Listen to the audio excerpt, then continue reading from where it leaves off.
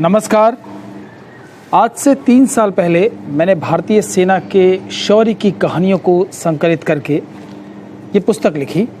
16 कहानियों का ये संकलन है और इन्हीं में से एक कहानी 1962 के उस युद्ध की है जिसे दुनिया की सबसे एपिक बैटल्स में से गिना जाता है। वो लड़ाई है रीजांगला की लड़ाई, जो 18 नवंबर 1962 को चाइनीज़ सोल्जर्स और भारतीय जवानों के बीच लड़ी गई। 13 कुमाऊं बटालियन के 120 जवान वहां पर तैनात थे। उन पर 5000 चीनियों ने आक्रमण किया और इन 120 जवानों ने 1300 चीनियों को पहले गोलियों से मारा और जब गोलियां खत्म हो गईं तो अपनी संगीनों से काट डाला। इस पुस्तक में मैंने उस कहानी का सजीव वर्णन करने की कोशिश की है। 8 साल की रिसर्च के बाद मैंने ये किताब लिखी और अब मेरे लिए ये बहुत ही गर्व का विषय है कि इस किताब की कहानी रीजांगला पर एक डॉक्यूमेंट्री फिल्म बनी है। उस डॉक्यूमेंट्री फिल्म को भारतीय सेना के भूतपूर्व सैनिकों ने बनाया है, ख़ास तौर पर कर्नल NN भाटिया, जिन्होंने रीजांगला पर बहुत काम किया, पहले किताबें लिखी और अब वो वीडियो फिल्म के ज़रिए इस पर आ रहे हैं। ये फिल्म हीरोज़ ऑफ रीजांगला नाम से रिलीज़ हो चुकी है। डी मैगज़ीन यूट्यूब चैनल पर रिलीज़ हो चुकी है। मेरा अनुरोध है कि आप इस फिल्म को देखें, मौका लगे तो इस कहानी को पढ़ें और इसे देखकर बताएं कि क्या भारतीय सेना के शौर्य और पराक्रम की उस कहानी को आप जान पाए हैं, देख पाए हैं। रीजांगला की लड़ाई एक ऐसी लड़ाई है जिसे दुनिया की दूसरी सबसे ख़तरनाक लड़ाई माना जाता है। पहली लड़ाई आपने एक फिल्म देखी होगी हॉलीवुड की, स्पार्टन 300, थर्मोपाइले की लड़ाई उसे कहते हैं। पहली लड़ाई वो है। दूसरी लड़ाई रीजांगला की है, जहां 120 जवान एक तरफ थे। 13 कुमाऊं रेजिमेंट की 13वीं बटालियन के 120 जवान एक तरफ थे और दूसरी तरफ थे 5000 चीनी सिपाही। सुबह 2 बजे 18 नवंबर 1962 को सुबह 2 बजे उन्होंने भारतीय जवानों पर आक्रमण किया। भारतीय जवानों के पास गोला बारूद नहीं था पर्याप्त, संसाधन नहीं थे पर्याप्त, लेकिन उन्होंने 1 इंच अपनी ज़मीन नहीं छोड़ी और अपने commanding officer major Shaitan Singh के साथ आखिरी गोली, आखिरी शख्स तक लड़ते रहे। अब इस किताब, उस पूरी कहानी का संकलन मैंने इस किताब में किया है और इस किताब की कहानी पर बनी है ये फिल्म हीरोज़ ऑफ रीजांगला। मेरा अनुरोध है आप इसे देखें और उसके बाद अपनी राय कमेंट में ज़रूर दें। नमस्कार। ठीक है।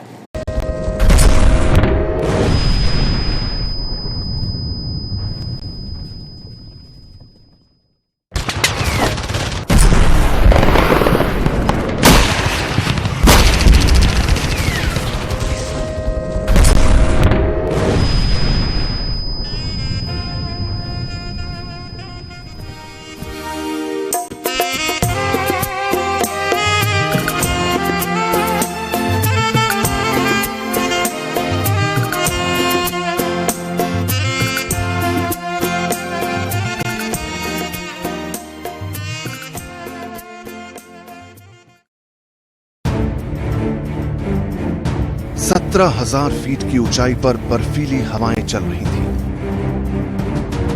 ठंड ऐसी कि पत्थर को जमा दे। आधी रात से ज्यादा का वक्त बीत चुका था,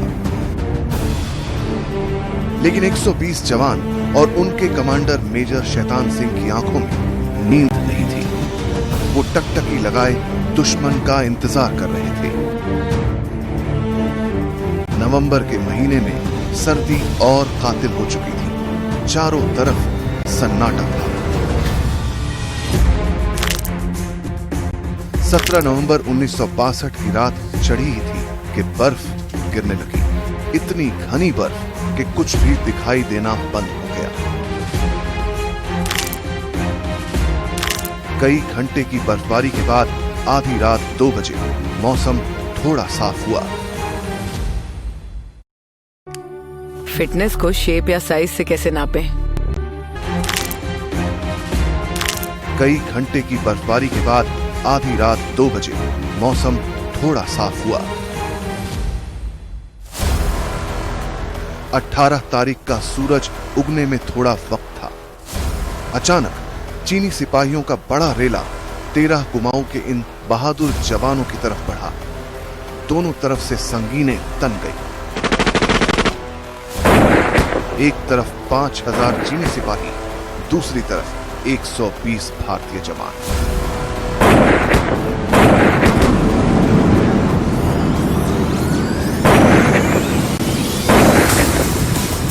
कई घंटे तक मारकाट मची। चीनी सैनिकों के सिर कट कट कर गिरते रहे। उसके बाद 18 नवंबर 1962 के उगते सूरज ने हिमालय की इस मरुभूमि पर जो संघर्ष देखा वो इतिहास बन गया। रिजांग ला की लड़ाई आने वाले हजारों सालों तक के लिए अमर हो गई। रिजांग की लड़ाई में भारतीय सेना के 10 चीनी सिपाहियों को अपनी संगीनों से मारा। 1300 चीनी सिपाही मारे गए। 13 कुमाऊं बटालियन के केवल 2 जवान जिंदा बचे, जिन्होंने ये अमर गाथा पूरी दुनिया को बताई। 96 शव वहां से लाए गए।